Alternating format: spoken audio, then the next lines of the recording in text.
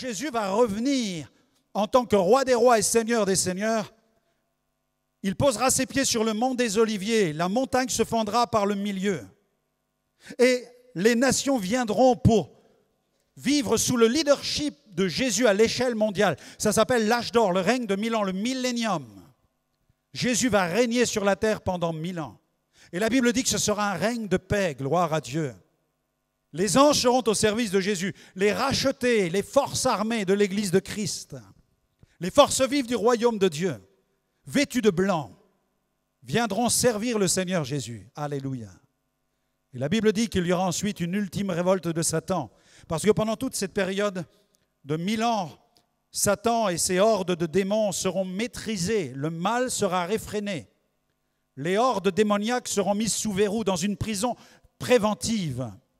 Et viendra le moment à l'issue des 1000 ans où ces hordes seront relâchées, une dernière révolte sera menée par Satan. Et la Bible dit que cette fois-ci, dans l'Apocalypse, l'Écriture déclare cela, que Satan sera lié et jeté dans les tentes de feu pour l'éternité. Et la prison, cette fois-ci, sera définitive. Alléluia. Jésus a dit, vous avez reçu l'autorité sur la puissance du scorpion.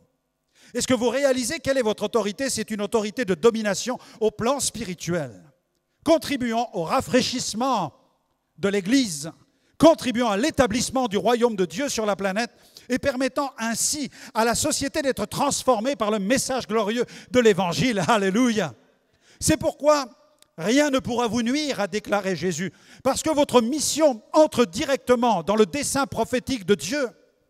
C'est extraordinaire de considérer l'Évangile non seulement simplement comme un endroit où nous nous réunissons pour nous bercer avec de belles histoires concernant un homme extraordinaire qui s'est sacrifié sur une croix. Il y a une différence avec un tel message qui annonce la transformation des vies, des familles, des villes et des nations et même des continents et de la planète avant que Jésus ne revienne. Amen. La bonne nouvelle sera prêchée. Elle servira de témoignage à toutes les ethnies, à toutes les nations. Alors viendra la fin de cet âge-là. Alléluia.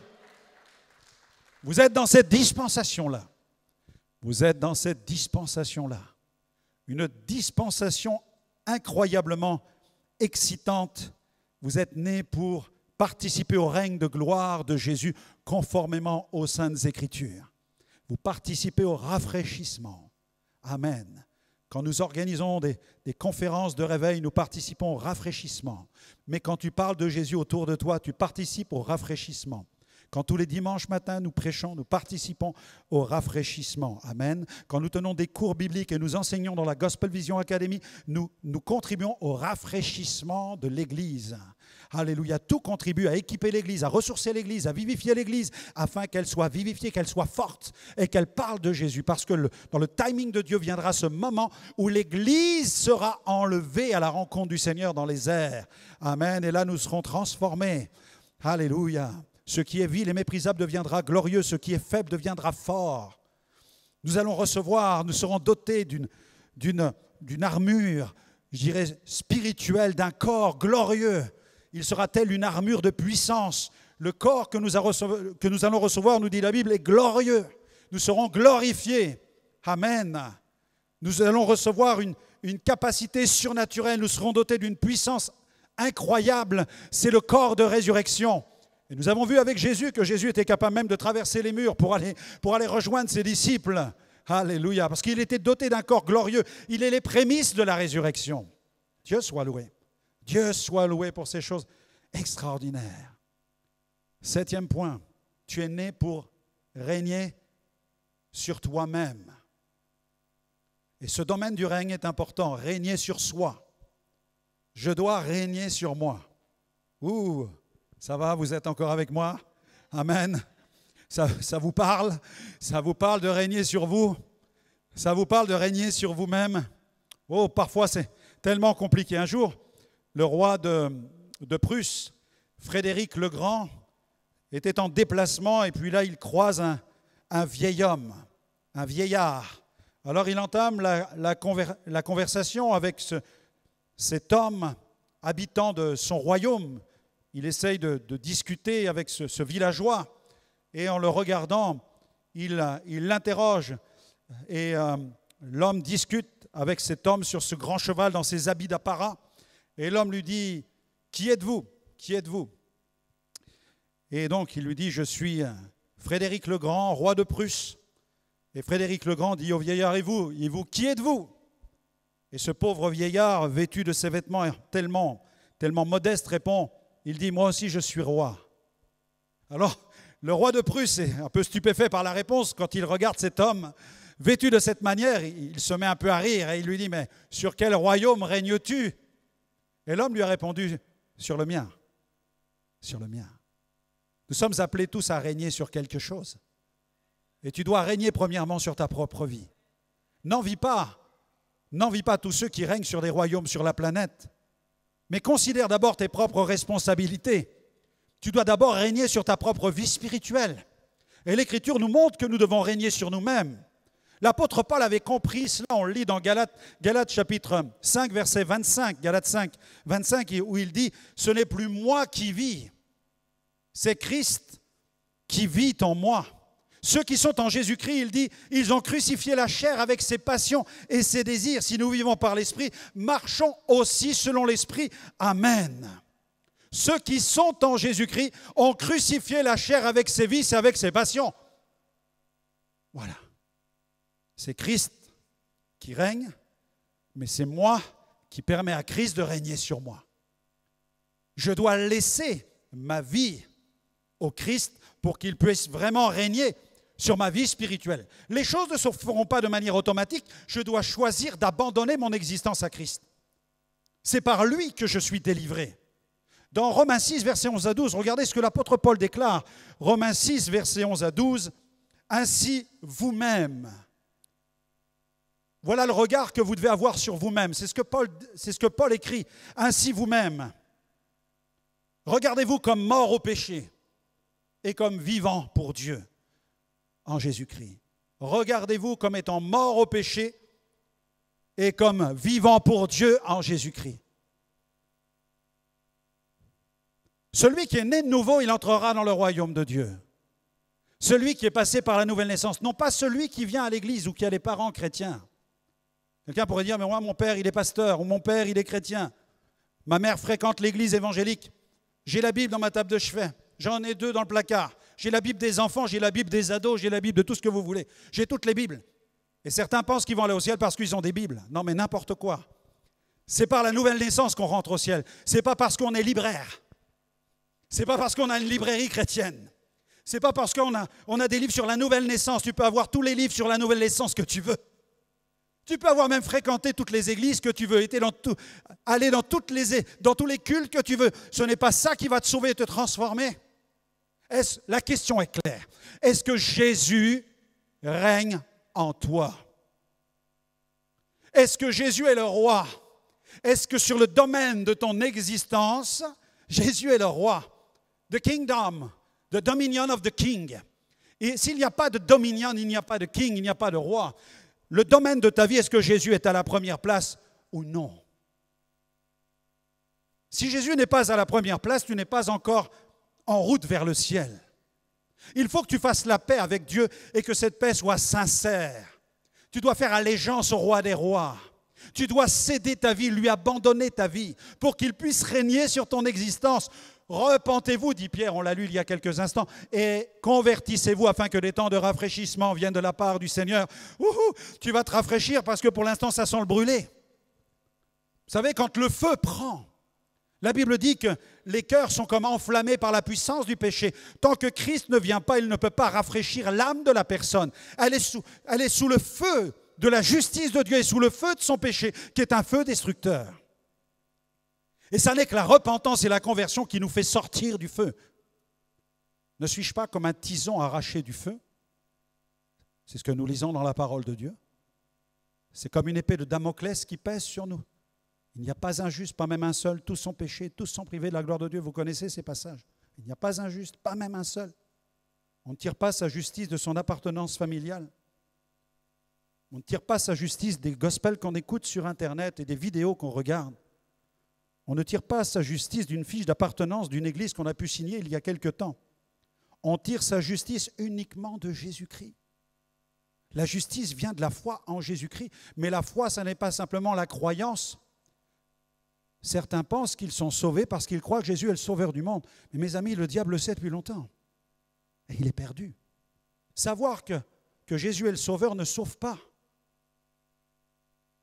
C'est croire. Et Jésus dit, celui qui croit, il reçoit ma parole. Et Jacques déclare, ne vous bornez pas à écouter les Écritures, mais mettez-les en pratique. Sinon, vous vous trompez vous-même. C'est comme si vous vous regardiez dans la glace, vous vous êtes bien vu, et ensuite, vous oubliez à quoi ressemble votre visage. Mais celui qui aura plongé ses regards dans la loi parfaite, n'étant pas un auditeur oublieux, celui va s'attacher à mettre en pratique la parole de Dieu. C'est pourquoi les premiers seront les derniers et les derniers seront les premiers. C'est pourquoi l'Écriture place chacun devant ses propres responsabilités, de ne pas être un chrétien religieux, soit-il évangélique, mais qu'il soit un racheté, un ambassadeur du royaume de Dieu, un homme et une femme attachés à Christ et qui vit pour Christ. Et c'est de tels chrétiens que nous souhaitons dans cette communauté évangélique. Amen. Des hommes et des femmes enracinés dans la parole, qui marchent pour Jésus, qui n'ont pas simplement l'étiquette, mais qui ont la profondeur et la vie authentique du Christ au plus profond de leur cœur. Alléluia! Gloire à Dieu! À quoi ça sert-il de mettre une étiquette champagne sur une bouteille à l'intérieur de laquelle il y aurait du poison? Non, pas de publicité mensongère. Soyons authentiques. Alléluia. Si quelqu'un est à Jésus-Christ, il a crucifié la chair avec ses passions et avec ses désirs. Mets les bonnes lunettes ce matin et regarde-toi. Alléluia. Regardez-vous comme étant mort. Regarde-toi comme étant mort. Tu es mort. Mort au péché. Amen. Alléluia. Amen, amen, amen. Tu es mort à la bouteille. Tu es mort à l'alcool. Amen. Quand tu regardes la bouteille chez toi, tu la vides dans l'évier. Si c'est une occasion de chute, tu la vides dans l'évier et tu dis, je suis mort à l'alcool, je suis mort à cela. Je suis mort à la cigarette, je n'ai pas besoin de fumer. Non, je suis mort à la cigarette. Je suis mort à la pornographie, je me déconnecte au nom de Jésus. Alléluia. Je suis mort à ces choses-là au nom puissant de Jésus. Tu es mort au nom de Jésus. Tu es dépressif, tu dis non, je ne suis plus dépressif. Néhémie chapitre 8, verset 10. J'ai la joie de l'Éternel. Alléluia. J'ai la joie de l'Éternel. Tu ne cèdes pas à ce que te dit ton âme. Tu es maintenant né dans l'esprit et tu sers Dieu dans ton esprit. Alléluia. Tu n'es plus lié. Tu es libre. Si le Fils vous affranchit, vous serez réellement libre. Vous connaîtrez la vérité. La vérité vous rendra libre. Point barre. Alléluia. Elle vous rend libre. Mais crois la parole de Dieu. Ne la lis pas seulement. Ne la lis pas. On peut apprendre 150 versets par cœur et ne pas les croire dans son cœur. Certains les apprennent comme des recettes magiques. Il y a toutes sortes de livres sur les versets à confesser. Versets à confesser contre ça pour son business. Les gens confessent les versets comme des incantations et rien ne bouge. Pourquoi? Parce qu'il n'y a pas de la foi. Parce que c'est de la sorcellerie évangélique, mes amis. Ça s'appelle la magie. Non, la foi, c'est autre chose. C'est autre chose que la superstition. La foi, c'est la transformation. Ce sont des cœurs transformés par la puissance de Dieu. Ça, c'est la foi. Je vis en Jésus. Et je n'ai pas besoin de confesser un verset devant une situation. Il suffit que je croie dans mon cœur ce qui est dans les Écritures et je traverse la situation. Amen. Si un jour tu deviens muet, comment tu vas faire? Quel verset tu vas confesser? Demain, si tu étais muet et aveugle, comment tu ferais? Faudrait que tu t'accroches à tout ce que tu as pu recevoir pendant toutes ces années et aller fouiller dans le plus profond de ta conscience et de ton âme tout ce que tu as reçu. Et là, je peux t'assurer que tu passerais des heures et des heures dans ton esprit, aveugle, muet, peut-être même sourd. C'est incroyable. Imagine une situation, quelqu'un qui devient enfermé comme cela. Il serait contraint de se souvenir de tout ce qu'il a appris et il passerait son temps dans son esprit à se remémorer ce qu'il a entendu un jour dans des réunions. Quelle était cette parole? Ça vous est jamais arrivé de vouloir retrouver un verset que vous avez entendu? Vous avez la moitié du verset, il vous manque la fin, vous avez le début, et il vous manque quelque chose. Et vous dites, mais c'était quoi? C'était où? C'était à quel endroit? Et ça vous turlupine, c'est là dans votre tête. Vous voulez retrouver ce passage et c'est incroyable. Imaginez qu'un jour vous soyez dans un endroit où il n'y ait plus la Bible. Il y a bien des croyants, vous savez, bien aimés sur la planète, des chrétiens sont persécutés. Et dans certains endroits, la Bible est interdite. Et des pasteurs viennent et prêchent. Et les chrétiens viennent avec leurs oreilles. Ils écoutent, ils répètent, ils apprennent. Ils n'ont pas la Bible, parce qu'il n'y a pas de maison d'édition, il n'y a pas de librairie. Parfois même, la Bible n'est pas traduite dans leur langue. Et c'est par la tradition orale qu'ils apprennent, qu'ils confessent, qu'ils déclarent les choses. Et ils connaissent des textes de la parole simplement parce qu'ils les ont entendus déclarés par quelqu'un. Lorsqu'il y avait le rideau de fer, bien des pasteurs ont été mis en prison. Mais en prison, ils n'avaient plus de Bible. Vous savez ce qu'ils faisaient? Ils confessaient les versets qu'ils avaient appris pendant toutes leurs années de vie chrétienne et de ministère. Ils les confessaient de peur de perdre la mémoire. Et dans les geôles, ils confessaient les versets de la parole de Dieu. Ils mettaient toute leur énergie pour se souvenir de ce qu'ils avaient entendu comme texte de la parole, et ils s'y accrochaient au plus profond de leur cœur comme à des promesses, afin que Dieu les secoure dans leur combat. Alléluia. Né pour régner. Je terminerai par là ce matin. Tu es né pour influencer. Amen. Amen. Vous aimez ce chant? Je suis né pour influencer. Amen. Je vais le chanter maintenant. Non, c'est une blague. Né pour influencer. Amen. Un soir, le président Obama va dans un restaurant avec Michelle, son épouse, et au cours du repas, le restaurateur commence à discuter avec Michelle, et puis il lui dit, est-ce qu'on pourrait avoir une petite conversation ensemble? Alors Michelle Obama accepte, et son mari est surpris, Barack Obama est surpris.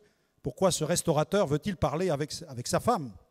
Alors, mais comme elle est bienveillante, elle accepte, et voilà, ils vont dans une petite pièce à part et l'homme discute avec elle. Et vous savez ce qu'il lui dit? Il lui raconte qu'il l'a connue quand elle était à l'école, il était déjà amoureux d'elle, elle lui plaisait, etc., etc. Après quelques minutes, ils reviennent dans le restaurant, puis l'épouse de Barack Obama s'assoit en face de son mari, elle continue le repas, et lui, Barack Obama, se dit, mais qu'est-ce que c'est que cette affaire-là? Qu'est-ce qui s'est passé? Alors, il veut essayer de comprendre. Alors elle lui explique qu'il lui avouait qu'adolescent, il était fou d'elle. Alors Barack Obama, un peu jaloux de ce qu'il vient d'entendre, s'adresse à Michel et lui dit donc si tu l'avais épousé, il dit Michel, si tu avais épousé ce restaurateur, aujourd'hui tu serais à la tête d'un restaurant en fait. Et sa femme de lui répondre, non. Elle lui dit, si je l'avais épousé, il serait devenu président des États-Unis. L'influence, tu es né pour influencer. Tu es né pour apporter une influence dans la société. Warren Buffett, homme d'affaires et philanthrope américain, a dit « Il faut 20 ans pour bâtir une réputation et 5 minutes pour la ruiner. » Michelle Obama est convaincu de son pouvoir d'influence. Mais est-ce que nous, en tant qu'enfants de Dieu, nous sommes convaincus du nôtre? Est-ce que nous sommes convaincus de notre pouvoir d'influence? Sois un influenceur par ton caractère qui a été transformé par l'Évangile. Ne sois pas un influenceur par ton caractère qui n'est pas crucifié. Aïe, aïe, aïe, aïe, aïe. .com. Parce que parfois, en tant que chrétiens, nous nous faisons connaître par le mauvais côté de la chose, par la vieille nature. Et par la vieille nature, nous ne pouvons pas apporter la transformation dans la société. La chair n'apporte aucune transformation. Lorsque je crie haut et fort, j'ai des autocollants partout, j'ai le t-shirt Jésus, et que je suis au travail et que je donne des leçons à tout le monde, et que j'ai un sale caractère, est-ce que j'apporte la transformation? Non. Ça n'a aucun effet. C'est une publicité contre-productive. Je dois vivre ce que je crois. Amen. C'est extrêmement important. Terry Bacon a déclaré, l'influence, c'est l'art d'amener les autres à vous suivre, croire quelque chose que vous voulez qu'ils croient, penser d'une manière que vous voulez qu'ils pensent, ou faire quelque chose que vous voulez qu'ils fassent. Ça, c'est l'influence. Mais pour bien influencer avec les valeurs du royaume de Dieu, il faut que Jésus règne en moi.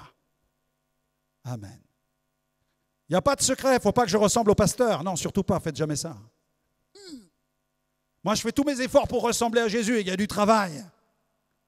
Mais chaque chrétien doit chercher à ressembler à Jésus. Nous sommes appelés à suivre son exemple. La Bible dit, tel il est, tel nous sommes dans le monde. Ouh là là, quand l'apôtre a écrit cela, j'ai dit vraiment, est-ce qu'il savait vraiment ce qu'il écrivait? Parce que je dis, Seigneur, c'est par la foi qu'il l'écrit.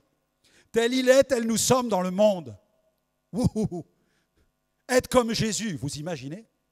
Comment être comme Jésus dans la société d'aujourd'hui? Comment être ce type d'influenceur du royaume de Dieu? En étant rempli du Saint-Esprit. Amen.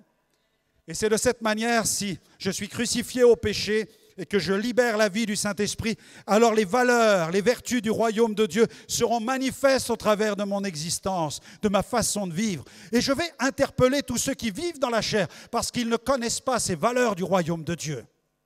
Ils les effleurent. Mais nous sommes remplis de la présence du Saint-Esprit. Sois un influenceur par ton caractère et ta personnalité transformée. Tu es né pour influencer avec l'Esprit de Dieu qui est en toi. Tu es né pour influencer avec les valeurs morales qui sont en toi. Tu es né pour influencer avec les dons qui sont en toi. Tu es né pour influencer avec les capacités qui sont en toi. Tu es né pour influencer avec les compétences qui sont en toi. Tu es né pour influencer avec la vie de Jésus qui est en toi. Tu es né pour influencer avec les rêves qui sont en toi. Tu es né pour influencer avec l'onction pour le surnaturel qui est en toi. À Dieu soit la gloire. Ce sont les éléments de la puissance que Dieu place en toi pour influencer le monde dans lequel tu es. Tu es doté d'un esprit nouveau, comme Daniel. Tu es doté d'un esprit supérieur. Dans Daniel chapitre 5, il est écrit, il avait une sagesse semblable à la sagesse des dieux. Bien que les dieux n'existent pas, mais il était face à une telle sagesse qu'il se disait, mais si les dieux existent, alors c'est cette sagesse-là. Mais sa sagesse venait de Dieu lui-même. Amen. La Bible dit à son sujet, il avait en lui, Daniel chapitre 6, il avait en lui un esprit supérieur. Amen. Supérieur. Seule l'onction du Saint-Esprit peut nous donner cela. Impacte le monde avec un caractère et une personnalité transformée par la puissance du Saint-Esprit. Sois crédible. Sois cohérent. Si tu parles de Jésus, tu parles de sa maison. Si tu parles de la tête, tu parles du corps. Jésus est la tête du corps de Christ. L'Église a une adresse, elle se réunit. Si tu parles de Jésus autour de toi, tu dois être capable de parler du corps auquel tu es attaché. Tu ne peux pas être comme certains détachés d'une Église qui parlent de Jésus, qui leur donnent l'adresse où ils vont pouvoir écouter l'Évangile et qui n'y vont jamais. J'ai connu des personnes qui se déclarent enfants de Dieu comme cela. Ils sont capables d'envoyer des gens vers l'Église, mais eux n'y vont pas. Comme si l'Église était bon pour les autres, mais pas pour eux. Mais la sagesse et la cohérence de Dieu, c'est que celui qui déclare être membre, selon 1 Corinthiens 12, il n'est pas un membre détaché qui fait ce qu'il veut. Non, il est attaché au corps. Il reçoit les directives du pôle stratégique qui s'appelle Jésus la tête. Alléluia. C'est pourquoi l'Église est composée des forces vives du corps. Et l'énergie que Jésus libère dans l'Église transite dans toutes les parties du corps. Et nous sommes ainsi au bénéfice de son onction. Alléluia. Dieu soit béni. L'Église, c'est tellement important. Amen. Imaginez le pasteur qui vous dise, écoutez, dimanche, je ne serai pas là. Il faut que j'aille à la pêche. Vous allez déjà vous dire, waouh, qu'est-ce qui est arrivé? Il a pris un coup de soleil. Puis le dimanche suivant, écoutez, je ne peux pas, j'ai bowling ce matin. Et le dimanche d'après, j'ai jogging. Vous allez dire, mais ce n'est pas un serviteur de Dieu. Est-ce qu'on pense que seuls les pasteurs doivent être fidèles au culte? Non. L'Écriture dit, ils étaient tous ensemble, assidus au temple, tous ensemble. Je ne peux pas prétendre être une personnalité tellement spéciale que je peux m'émanciper du corps et vivre tout seul dans mon coin. Comment vais-je grandir? Tu grandis au contact de tes frères et sœurs qui sont des gens extraordinaires. Amen. Dis-le à ton voisin, tu es extraordinaire et j'aime être assis à côté de toi. Amen. Alléluia. Il y en a qui ont du doute. J'ai vu un doute dans le regard de quelqu'un là. Non, tu n'as pas le droit de douter, tu dois croire. Dis-le à ton mari, oui chérie, tu es extraordinaire. Amen. L'Église, corps de Christ, naît pour influencer.